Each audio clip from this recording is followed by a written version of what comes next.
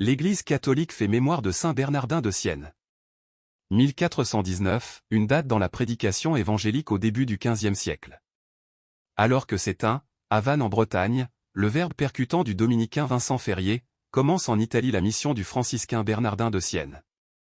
Entré chez les frères mineurs, il sillonne l'Italie à pied ou juché sur un âne. Sa prédication est audiovisuelle, rude et directe, colorée d'anecdotes. Il interpelle, fait rire et pleurer, enchante et rend furieux. S'il fait réconcilier en public les factions politiques rivales, il dresse aussi des bûchers de vanité où les dames doivent jeter leurs bijoux.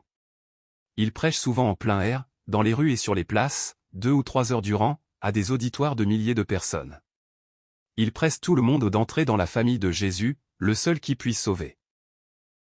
Frère Bernardin proclame avec véhémence l'appel miséricordieux de l'amour divin.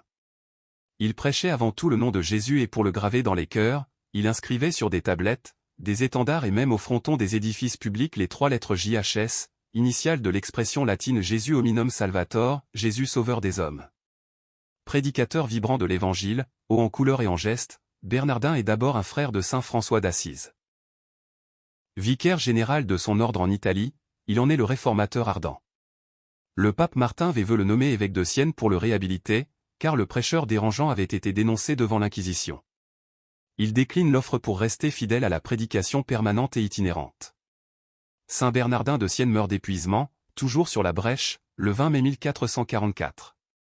Comme Bernard, Bernardin est un nom d'origine germanique qui signifie bourse, berne, et dur, courageux, harde. Saint Bernardin de Sienne, priez pour nous. Évangile. Qu'il soit un comme nous-mêmes. Alléluia. Alléluia. Ta parole, Seigneur, est vérité. Dans cette vérité, sanctifie-nous. Alléluia. Évangile de Jésus-Christ selon saint Jean. En ce temps-là, les yeux levés au ciel, Jésus priait ainsi. Père Saint. Garde mes disciples unis dans ton nom. Le nom que tu m'as donné. Pour qu'ils soient un, comme nous-mêmes. Quand j'étais avec eux. Je les gardais unis dans ton nom, le nom que tu m'as donné.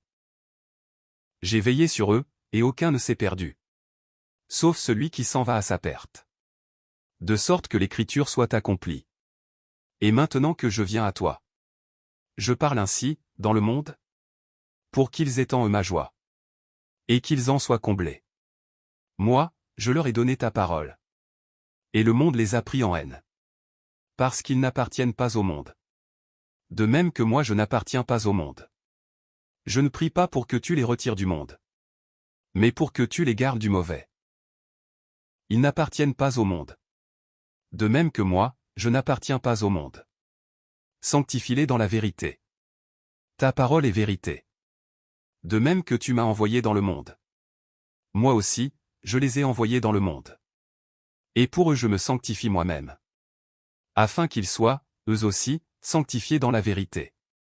Acclamons la parole de Dieu. Louange à toi Seigneur Jésus.